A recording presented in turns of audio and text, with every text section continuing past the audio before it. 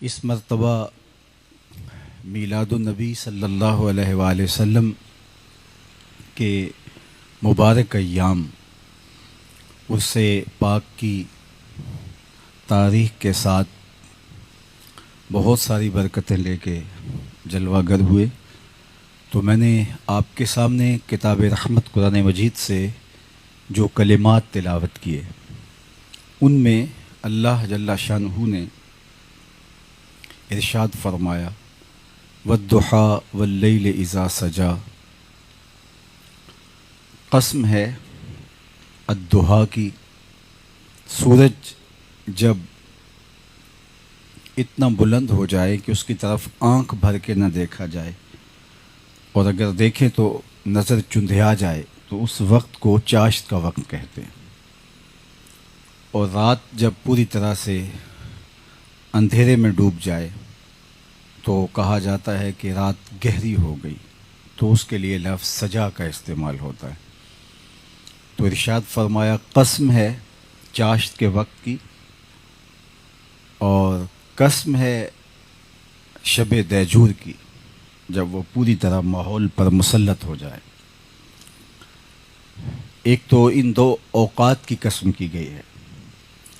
حضرت شاہ عبدالعزیز محدث دہلوی نے اس پر 4 قول فرمائے ہیں۔ اس میں ایک قول یہ ہے کہ چاشت سے مراد حضور کا چہرہ انور ہے، اور لیل سے مراد حضور کی زلف رحمت ہے۔ تو گویا مفہوم یہ ہوگا چاشت کے وقت کی قسم، یعنی چاشت کی طرح چمکتے ہوئے محبوب، چاشت کی طرح چمکتے ہوئے تیرے چہرہ نور کی قسم، اور شب دیجور کی طرح تیرے شانوں پہ لٹکتی ہوئی زلفوں کی قسم۔ اللہ اکبر! تو اللہ نے محبوب کے حسن کی قسم کی ہے۔ میرے امام نے کیا خوب کہا، جس کا حسن اللہ کو بھی بھا گیا، ایسے پیارے سے محبت کیجیے۔ یعنی حضور وہ ہنسی ہیں جو خدا کے بھی محبوب ہیں، اور یہ میرے اور آپ کے لیے اعزاز ٹھہرا کہ ہمارا محبوب وہ ہے جو خدا کا بھی محبوب ہے۔ اپنا معیار زمانے سے جدا رکھتے ہیں ہم، تو محبوب بھی محبوب خدا رکھتے ہیں۔ یہ ہمارا اعزاز، یہ ہماری تکریم، یہ ہمارا فخر، یہ ہماری عزت کہ ہمارا محبوب وہ ہے، میرے کارواں ہے میرے حجاز اپنا۔ یہ اتنا بڑا اعزاز ہمارا کہ ہمارا محبوب وہ جو خدا کا بھی محبوب ہے، اور میرا رب ہو کے حضور کے حسن کے قصیدے پڑھ رہا ہے، حضور کے حسن کے تذکرے بیان کیے جا رہے ہیں۔ چاشت کی طرح چمکتے ہوئے تیرے چہرہ نور کی قسم، اور سیاہ رات کی طرح محبوب تیری شانوں پہ لٹکتی ہوئی نورانی زلفوں آپ کے رب نے ہے، اور نہ ہی آپ کے رب نے آپ کو فراموش کیا ہے، بلکہ ہر آنے والا لمحہ گزرے ہوئے لمحے سے آپ کے لیے بہتر ہوگا، اور ہر ساعت آپ کی عظمتوں کے ڈنکے بجاتی ہوئی طلوع ہوگی۔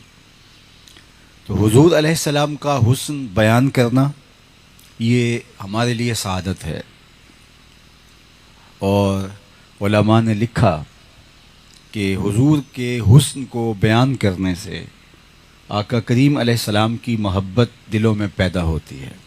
اس لیے صحابہ حضور کے حسن کو بیان کرتے تھے، اور آگے پھر ان کی اولادیں تابعین بھی اس کے قصیدے پڑھا کرتی تھیں۔ اگرچہ حضور کے حسن کو بیان کرنا کسی شخص کے بس میں نہیں کہ وہ کما حقہ بیان کر سکے۔ حضرت عمر بن عاص رضی اللہ تعالی عنہ فرماتے ہیں لو سئلت ان اصفہ ما اتقت، کہ اے سائل اگر تو مجھ سے یہ پوچھے کہ حضور کا حلیہ بیان کرو، تو بارہا میں نے وہ چہرہ نور دیکھا ہے، ان زلفوں کی چھاؤں میں بیٹھا ہوں، اور ان نگاہوں سے نکلتے ہوئے نور کو میں نے اپنے دامن میں سمویا ہے، لیکن اگر تو مجھے پوچھے تو ما اتقت، تو میں اس بات کی طاقت نہیں رکھتا کہ ان کے حسن کو بیان کر سکوں۔ اور آپ دیکھیں صحابی ہوتا ہی وہ ہے جس نے حضور علیہ السلام کو بنظر ایمان دیکھا ہو. صحابی کے لیے حضور علیہ السلام کو دیکھنا شرط ہے، اور جس نے کسی کو دیکھا ہو، ایک بار بھی دیکھا ہو، اچکتی ہوئی نگاہ سے بھی دیکھا ہو، تو وہ اس کا حلیہ بیان کر لیتا ہے کہ اس کا بولنے کہنے کا انداز یہ تھا، اٹھنے بیٹھنے کا سٹائل یہ تھا، وضاقت، رنگت، نقوش سب بیان کر لیتا ہے. اور عرب جو کہ نقشہ کھینچنے میں کمال رکھتے تھے، اور اللہ نے ان کو بلاغت اور فصاحت کی جن جولانیوں سے مالا مال کر رکھا تھا، تو ان کے لیے تو چندہ مشکل نہیں تھا. لیکن حضور علیہ السلام کا حلیہ بیان کرنے والے اصحاب کی تعداد 3 درجن سے زیادہ نہیں ہے، جبکہ 1,44,000 لوگوں نے حضور علیہ السلام کو دیکھا، اور جنہوں نے حضور کا حلیہ بیان کیا ان کی تعداد 3 درجن سے متجاوز نہیں ہے. بلکہ صحابہ ایک دوسرے سے پوچھتے کہ بتاؤ حضور کیسے تھے؟ میاں تم نے نہیں دیکھا، کہا دیکھ کر بھی نہیں دیکھا.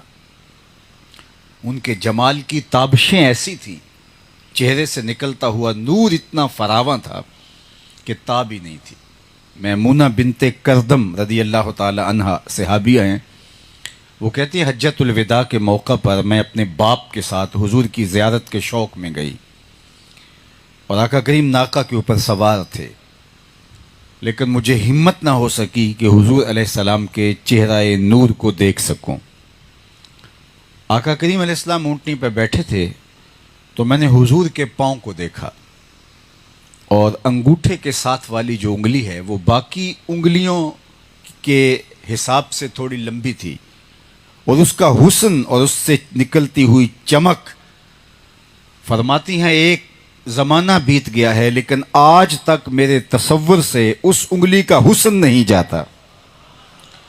چہرہ دیکھنا تو دور کی بات ہے، وہ کیا کسی نے کہا تھا کہ قدموں پہ جبیں کو رہنے دو، چہرے کا تصور مشکل ہے. قدموں پہ جبیں کو رہنے دو، چہرے کا تصور مشکل ہے.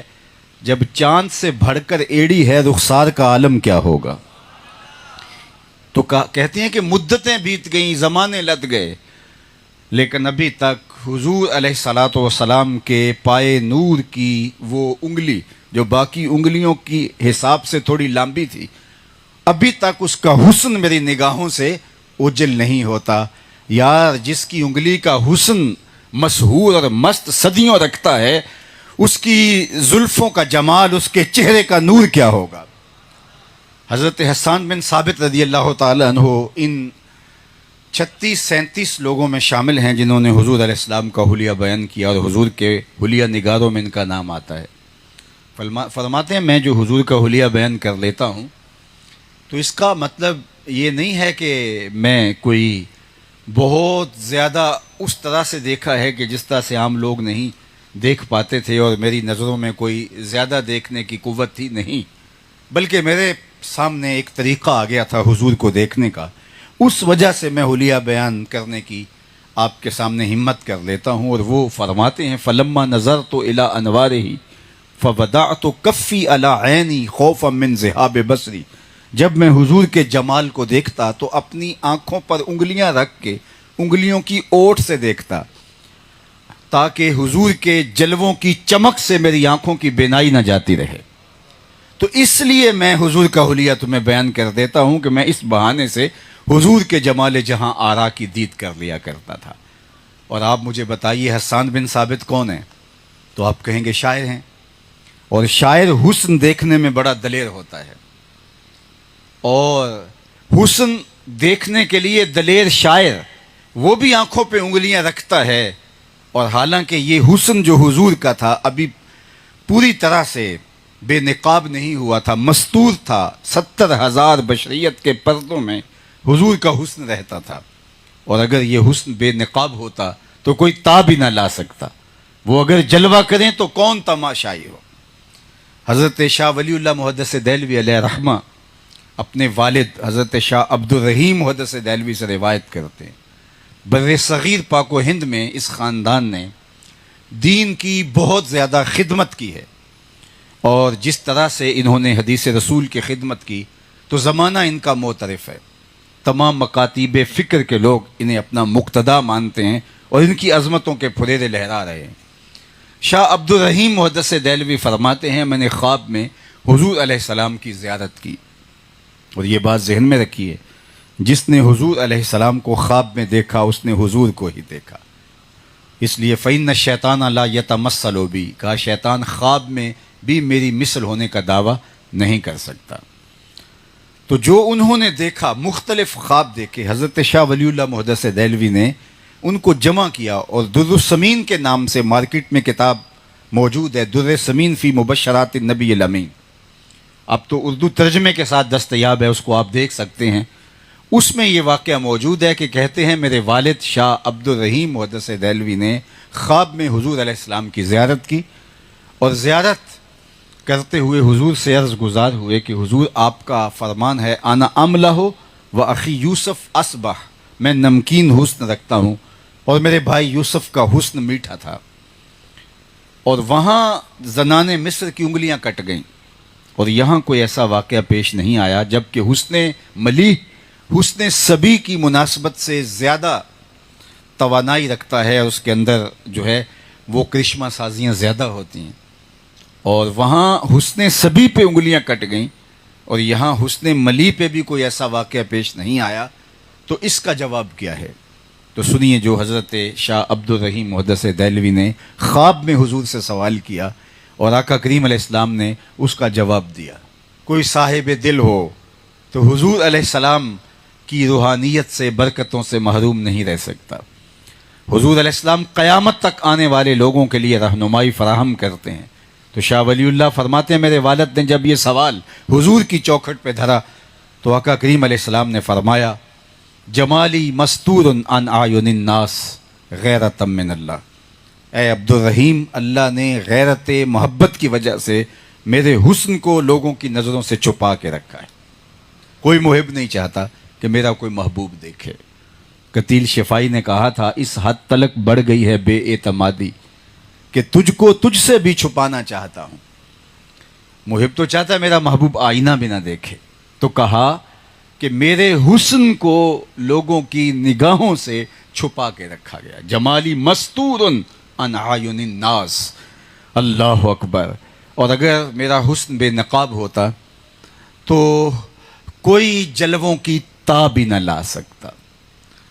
میں ترجمہ نہیں کرتا، لیکن اہل علم کی نظر ایک جملہ ہے جو شیخ عبد العزیز دباغ مصری نے الابریز میں لکھا کہ اگر حضور کا حسن بے نقاب ہو جائے لذاب العرش، کائنات کی کوئی شے بھی حضور کے حسن کی تابشوں کو سہار نہیں سکتی۔ اسی لیے کسی نے کہا یہی بہتر ہے کہ وہ پردے میں روح پوش رہے، وہ اگر پردہ اٹھا دے تو کسے ہوش رہے۔ کسی میں توانائی ہی نہیں ہے کہ اس کی تابشوں کو سہار لے، اس لیے حضور کے حسن پر پردے ڈال دیے گئے تھے۔ باقی رہی بات زنان مصر کی انگلیاں کٹنے کی، اور جمال یوسفی کو دیکھ کر ان کی انگلیاں کٹ گئیں، اور یہ حسن مستور تھا، چھپا ہوا تھا، 70,000 پردوں کی اوٹ میں ہے۔ تو آئیے پھر امام اہل محبت نے یہاں ایک بڑی خوبصورت بات کہی، اور میں سمجھتا ہوں کہ اردو ادب میں شاید اس جوڑ کا شعر، تضاد کا شعر آپ کو نہیں ملے گا۔ ولی دکنی سے لے کے دور موجود کے شعراء تک، میں نے، یہ تو میرا دعویٰ نہیں ہے کہ سب کو میں نے پڑھا ہے، لیکن چکھا ضرور ہے، اور میں اہل سخن کی مجلس میں یہ کہہ چکا ہوں کہ صنعت تضاد کا شعر مجھے اس جوڑ کا نہیں ملا، اگر کسی کے پاس ہے تو وہ سامنے لے کے آئے۔ صنعت تضاد کیا ہے کہ شاعر ایک بات کرتا ہے تو پھر اس کا متضاد لاتا ہے، تو کسی شعر میں ایک تضاد ہوتا ہے، کسی میں 2 ہوتے ہیں، کسی میں 3 ہوتے ہیں، لیکن یہاں حسن دیکھیے، حسن یوسف پہ کٹی مصر میں انگشت زنا، حسن یوسف پہ کٹی مصر میں انگشت زنا۔ 5 چیزیں یہاں بیان کی، ایک طرف حسن یوسف ہے اور مصر ہے، انگلیاں ہیں، انگلیاں عورتوں کی ہیں اور وہ انگلیاں کٹی، یہ 5 چیزیں ہیں۔ اب اس کا تضاد دیکھیے، حسن یوسف پہ کٹی مصر میں انگشت زنا، سر کٹاتے ہیں تیرے نام پہ مردان عرب. ایک طرف حسن ہے، ایک طرف صرف نام ہے. یہ تضاد آیا ہے. ایک طرف حسن ہے، ایک طرف نام ہے. اور وہ حسن جناب یوسف کا اور یہ نام میرے حضور کا. اور وہاں انگلیاں اور یہاں سر. وہ انگلیاں بھی عورتوں کی، یہ سر بھی مردوں کے. وہ عورتیں بھی مصر کی اور یہ مرد بھی عرب کے. اور وہاں کٹیں اور یہاں کٹاتے ہیں. کٹیں ماضی کا قصہ ہے، ایک بار ہوا. اور یہاں کٹاتے ہیں تسلسل جاری ہے. اور اگر آپ کی توجہ مزید ہو تو کٹیں یہ لازم ہے اور کٹاتے ہیں متعدی ہے. یعنی وہاں کٹیں قصد اور ارادہ نہیں پایا جا رہا تھا. ناشپاتیاں کاٹ رہی تھیں کہ انگلیاں کٹ گئیں. اور یہاں کٹاتے ہیں، اس میں قصد اور ارادہ پایا جا رہا ہے. اب شعر کا حسن دیکھیے. حسن یوسف پہ کٹیں مصر میں انگشت زنا، سر کٹاتے ہیں تیرے نام پہ مردان عرب. اللہ اکبر. تو کہا میرے حسن کو لوگوں کی نظروں سے چھپا کے رکھا گیا ہے. اور یہ چھپے ہوئے حسن کا عالم ہے کہ شاعر بھی دیکھتا ہے تو انگلیوں پہ ہاتھ رکھ کے دیکھتا ہے. اور اگر یہ حسن بے نقاب ہوتا تو کیا ہوتا. اللہ اکبر. حضور علیہ السلام کے حسن کو حضرت ام معبد نے بیان کیا، حضرت سیدنا علی المرتضی رضی اللہ تعالیٰ عنہ نے بیان کیا، اور حضرت ہند بن ابی حالہ رضی اللہ تعالیٰ عنہ نے بیان کیا، اور باقی لوگوں نے بیان کیا. لیکن میں حضور کے حسن پر حضرت ابو طفیل عمر بن واصلہ رضی اللہ تعالیٰ عنہ کے حوالے سے، عامر بن واصلہ رضی اللہ تعالیٰ عنہ کے حوالے سے ایک مختصر حضور کا حلیہ نامہ آپ کے سامنے رکھنا چاہتا ہوں، اور مجھے امید ہے کہ آپ کو یاد بھی ہو جائے گا. علماء نے کہا کہ جو یہ چاہے کہ لوگ مجھ سے پیار کریں، وہ حضور کے حسن کے قصیدے پڑھے، زمانہ اس سے پیار کرنے لگ جائے گا. آپ اگر اللہ کی مخلوق میں محبوب ہونا چاہتے ہیں کہ لوگ آپ سے الفت کرنے لگ جائے، ٹوٹ کے پیار کریں، تو وہ حضور علیہ السلام کے حسن کے قصیدے پڑھنے لگ جائیں. تو یہ حضور کا حلیہ آپ یاد بھی کر سکتے ہیں. صحابہ میں سب سے آخر میں انتقال بھی انہی کا ہوا ہے. سن 110 ہجری میں ان کا وصال ہوا ہے، اور آقا کریم علیہ السلام کا وصال سن 11 ہجری کے اوائل میں ہوا ہے. تو ان کا سن 110 ہجری میں ہوا ہے. تو گویا حضور کے وصال کے 100 سال بعد یہ باقاعدہ حیات رہے. حج کا موسم تھا، ہجوم عاشقاں تھا، اور یہ آ کے ایک اونچے ٹیلے پہ کھڑے ہو گئے اور بلند آواز سے لوگوں سے مخاطبت کرتے ہوئے کہا، لوگوں آؤ، اس وقت روئے زمین پر میرے علاوہ کوئی نہیں جس نے حضور کو دیکھا ہو. میں اکیلا شخص رہ گیا ہوں کائنات میں جس نے حضور علیہ السلام کی زیارت کی ہے. کیا ناز ہے، کیا فخر ہے، کیا اعزاز ہے، کیا تکریم ہے، کیا عزت ہے، کیا شان ہے کہ وہ کہتے ہیں کہ میں وہ ہوں جس نے حضور کو دیکھا ہے. ہمارے استاد ہوتے تھے سر محمد علی حاشر، اللہ ان کی قبر پہ رحمت نازل فرمائے.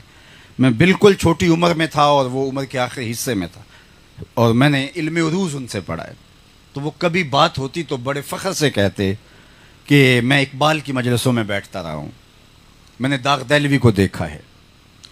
کمال درجے کے کاتب بھی تھے، اور کہتے تھے کہ مولانا ظفر علی خان کا جو ذمہ دار اخبار چھپتا اس کی شاہ سرخیاں میں لکھا کرتا تھا، اور ان کے دفتر میں بڑے بڑے اکابرین آتے تھے تو میں ان کو دیکھتا تھا. یار جس نے داغ دہلوی کو دیکھا، جس نے اقبال کی مجلسیں اور صحبتیں پائیں، جو مولانا ظفر علی خان سے ملتا رہا، وہ تو ناز کرے. اور جس کی آنکھوں نے جمال محمد عربی دیکھا صلی اللہ علیہ وآلہ وسلم، تو وہ فخر کیوں نہیں کرے گا. تو حضرت ابو طفیل نے کہا، لوگوں آؤ، اس وقت روئے زمین پر میرے علاوہ کوئی نہیں جس نے حضور کو دیکھا ہو، آؤ مجھ سے حضور کی باتیں سنو. تو لوگ ایک جھمگٹے کی شکل میں ان کے گرد جمع ہو گئے. اب حج کا موسم تھا اور ایک صحابی مل گیا ہے، تو لوگوں نے حج کے مسائل ہی پوچھے ہوں گے. ہمارا تجربہ ہے کہ حج کے دنوں میں چونکہ اکثر لوگ پہلی بار آئے ہوتے ہیں، اور اگر کوئی شخص ہر سال بھی آتا ہے تو یہ سالانہ عبادت ہے، اور حج کے بہت سارے مسائل ہیں. تو کوئی عالمانہ وضع قطع کا شخص مل جائے تو لوگ مسائل حج ہی پوچھتے ہیں. اب ایک صحابی مل گیا تو سب نے مسائل حج پوچھے ہوں گے. حضور نے وقوف عرفہ کیسے کیا، منا کی راتیں کیسے بسر ہوئیں، حضور نے رمی جمار کیسے فرمائی. حضور نے طواف زیارت کس طرح فرمایا، مزدلفہ کی رات کیسے گزاری، لیکن تاریخ کا جواب نفی میں ہے. کسی نے کوئی حج کا مسئلہ نہیں پوچھا. جب انہوں نے کہا کہ لوگوں اس وقت روئے زمین پہ میرے علاوہ کوئی نہیں جس نے حضور علیہ السلام کو دیکھا ہو، آؤ مجھ سے آپ کی باتیں پوچھو، تو لوگ ان کے گرد جمع ہو کے کہتے ہیں صف لنا رسول اللہ صلی اللہ علیہ وآلہ وسلم. اچھا آپ کی آنکھوں نے حضور کو دیکھا ہے تو بتائیے حضور کیسے تھے، ہمیں حضور کا حلیہ بیان کر دیجئے. تو حضرت ابو طفیل رضی اللہ تعالیٰ عنہ نے 3 لفظوں میں حضور کا حلیہ بیان کیا. اب سنیے اور یاد کر لیجئے. حضرت ابو طفیل کہنے لگے کان رسول اللہ صلی اللہ علیہ وآلہ وسلم ابیض ملیحا مقصدا. 3 لفظوں میں حضور کا حلیہ بیان کیا. کان رسول اللہ صلی اللہ علیہ وآلہ وسلم ابیض، حضور کا رنگ سفید تھا. ابیض بالکل چونے کی طرح سفید نہیں بلکہ اس میں سرخی کی آمیزش تھی. ام معبد نے جو حضور کا حلیہ بیان کیا ہے تو انہوں نے حضور کی رنگت کے لیے جو لفظ استعمال کیا، انہوں نے کہا رأیت رجلا ظاہر الوضاۃ، میں نے ایسا شخص دیکھا کہ وہ نکھرا ہوا تھا اور وہ چمکدار اس کا رنگ تھا. انور اللون کے لفظ بھی ہیں حضور کی رنگت کے لیے. آقا کریم علیہ الصلوۃ والسلام کی رنگت کے لیے احسن اللون بھی ہے. مختلف حضور کے مبارک رنگ کے لیے لفظ ہے. تو یہ ابیض کا لفظ انہوں نے استعمال کیا اس لیے کہ خاندانی طور پہ حضور کے لیے یہ لفظ حضور کے گھر میں چلتا تھا. جس طرح دادا پوتے کا کوئی نام رکھ لیتا ہے، کوئی عرفی نام جس سے وہ لاڈ سے پکارتا ہے، نک نیم، تو حضور علیہ السلام کا عرفی نام حضور کے دادا نے جو لاڈ سے رکھا تھا وہ ابیض تھا. جب لاڈ سے پکارتے تو کہتے یا ابیض، اے گورے رنگ والے. تو یہ ابیض کا لفظ خاندان میں مستعمل تھا. اللہ اکبر. حضور کے چچا جناب ابو طالب نے حضور کا ایک طویل قصیدہ لکھا ہے. وہ ایک واقعہ ہوا کہ بارش نہیں ہو رہی تھی اور لوگ ان کے پاس گئے اور کہا آپ اولاد اسماعیل سے ہیں اور بارش نہیں ہو رہی تو آپ دعا کیجئے. تو انہوں نے کہا تم سین حرم میں جمع ہو اور میں بھی آتا ہوں. تو لوگ حرم میں جمع ہو گئے. حضور کی عمر اس وقت 8 سال یا 9 سال تھی. تو آقا کریم علیہ السلام کو انہوں نے ساتھ لیا اور سین حرم میں آئے اور آقا کریم علیہ السلام کو کعبۃ اللہ کی دیوار کے ساتھ یوں کھڑا کیا کہ حضور کی پشت دیوار کعبہ کے ساتھ مس ہو رہی تھی. اور پھر ایسے ہاتھ اٹھا کے کہا مالک اس گوری رنگت والے کے صدقے سے بارش نازل کر دے. کہتے ہیں لوگ ابھی گھروں کو نہیں پہنچے کہ چھم چھمی برسنے لگا. خیر وقت گزرتا گیا، زمانے بیت گئے. پھر حضور علیہ السلام نے اعلان نبوت فرمایا تو یہ حضور علیہ السلام کی مخالفت کے لیے قریش کھڑے ہو گئے، حتیٰ کہ سماجی بائیکاٹ کر دیا. 3 سال تک مسلسل شعب ابی طالب میں حضور اور حضور کے خاندان نے ایک صبر آزما قید کاٹی. ایک تکلیف دہ مرحلہ تھا جو حضور علیہ السلام نے گزارا.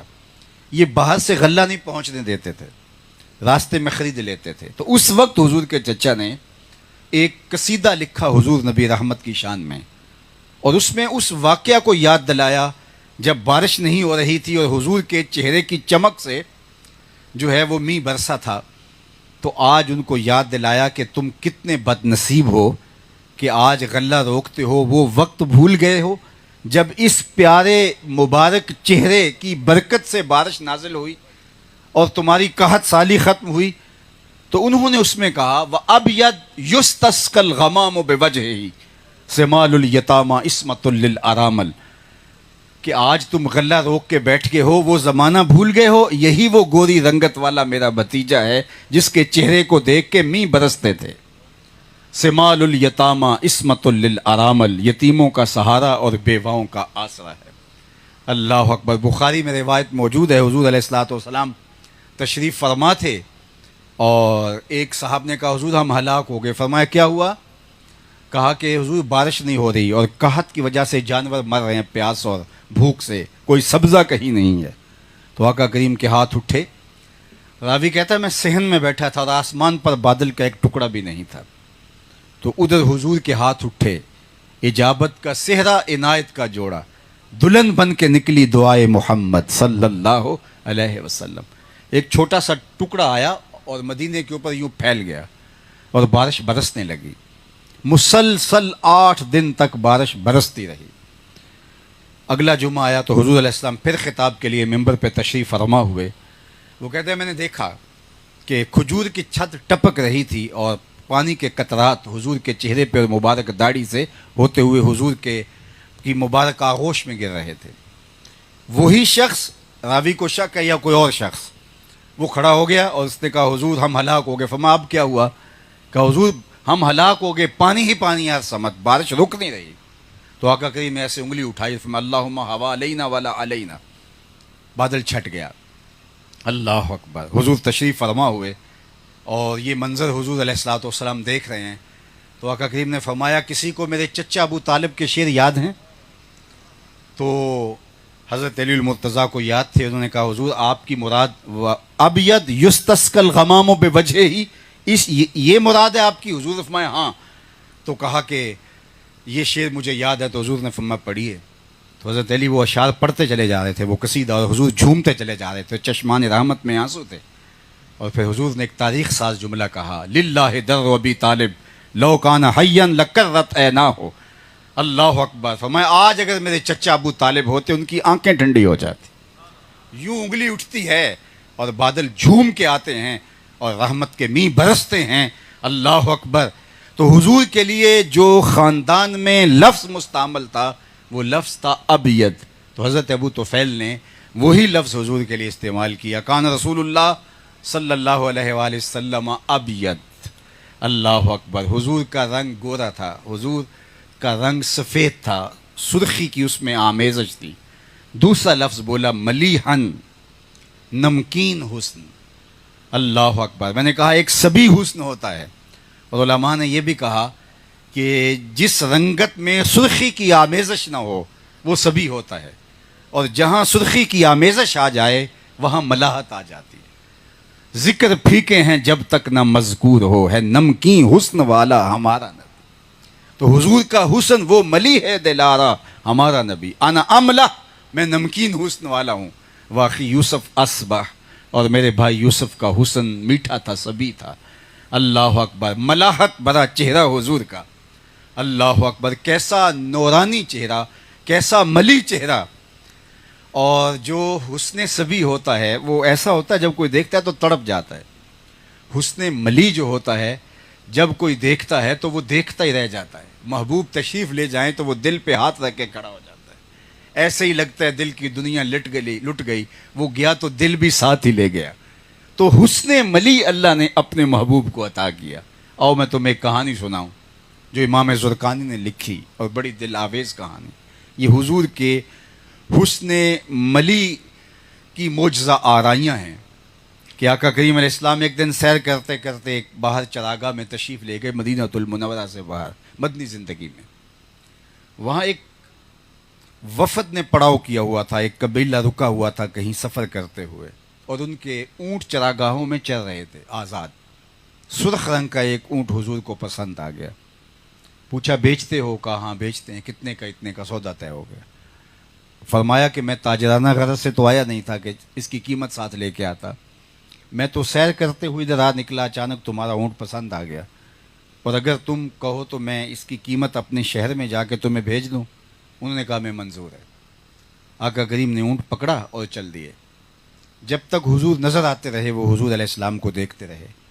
جب نگاہوں سے اوجھل ہو گئے تو وہ دل پہ ہاتھ رکھ کے کھڑے ہو گئے. تھوڑی دیر بعد سکتے سے باہر آئے اور ایک دوسرے سے کہنے لگے یار وہ شخص آیا اور اپنے حسن کا جادو جگا کے تم سے اونٹ لے گیا، اور تم نے اس کا پتہ بھی نہیں پوچھا کہ وہ کہاں کا رہنے والا ہے، اس کا نام کیا ہے.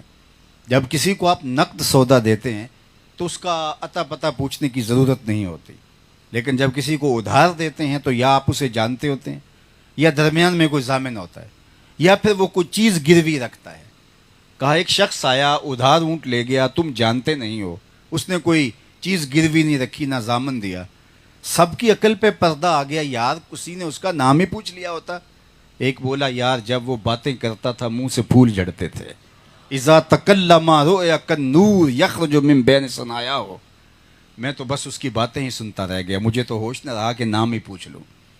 دوسرے نے کہا کہ جب وہ مسکراتا تھا سامنے والے پہاڑوں پہ عکس پڑتا تھا.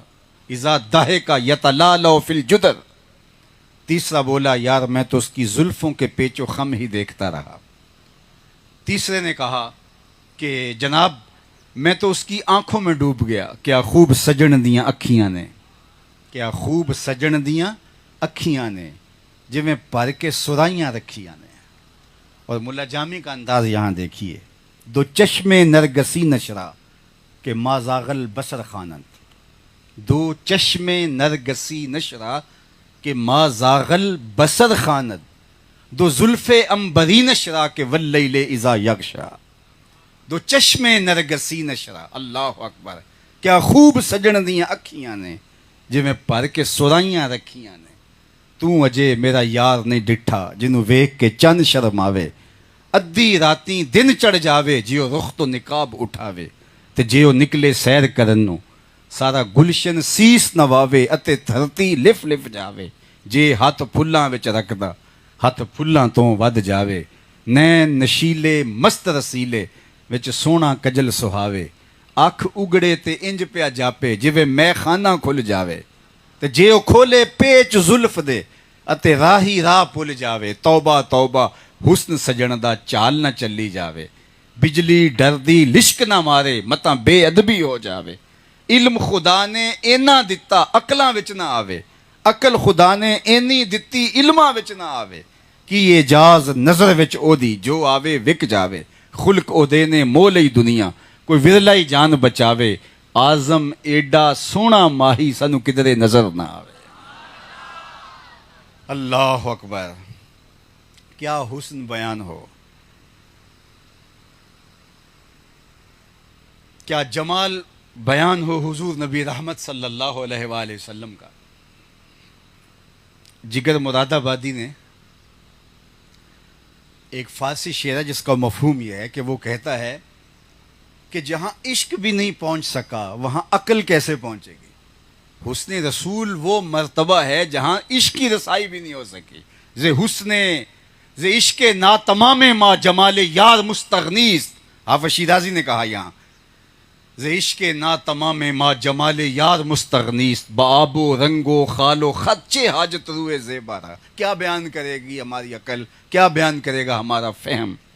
انسانی عقل یہاں تھک کے گر جاتی ہے، فہم و ادراک سوختہ پا ہیں اللہ نے جو اپنے محبوب کو شان اور جو مرتبہ عطا کیا۔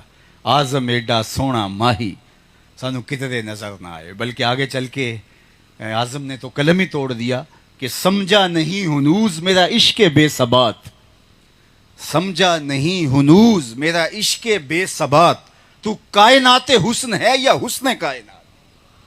ابھی تک عشق بھی دم بخود ہے، عقل تو دم بخود ہوتی ہے، لیکن کہتے ہیں عشق کی وہاں تک رسائی ہے جہاں عقل نہیں پہنچ پاتی، لیکن یہاں عشق بھی دم بخود ہے، جہاں عشق بھی سوختہ پا ہے، اس کے بھی پر جلتے ہیں آگے جانے سے۔ یہ ہے حسن کی کرشمہ سازیاں، اللہ اکبر۔ اور یہ حسن ابھی چھپا ہوا ہے، اگر یہ بے نقاب ہوتا تو کیا ہوتا، وہ اگر جلوہ کریں تو کون تماشائی ہو۔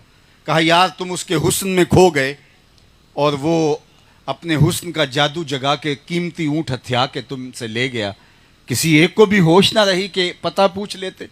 تو جب انہوں نے کہا نا اونٹ ہتھیا کے لے گیا، تو امام زرقانی نے لکھا ہے کہ قافلے کے سردار کی بیوی جو ہودج میں بیٹھی تھی، اس نے ہودج کا پردہ اٹھایا اور لوگوں سے مخاطب ہو کر کے کہا کہ اگر وہ قیمت دینے نہ آیا تو قیمت مجھ سے لے لینا، لیکن خبردار اس کے خلاف کوئی بات اور بدگمانی کی بات کی۔ آنا ضامنۃ لسامان جمالکم لا یغدر بکم، خبردار اس کے خلاف کوئی بات کی، میں ضامنہ ہوں، میں ضامنہ ہوں، مجھ سے پیسے لے لینا اگر وہ قیمت نہ بھجواتا ہے۔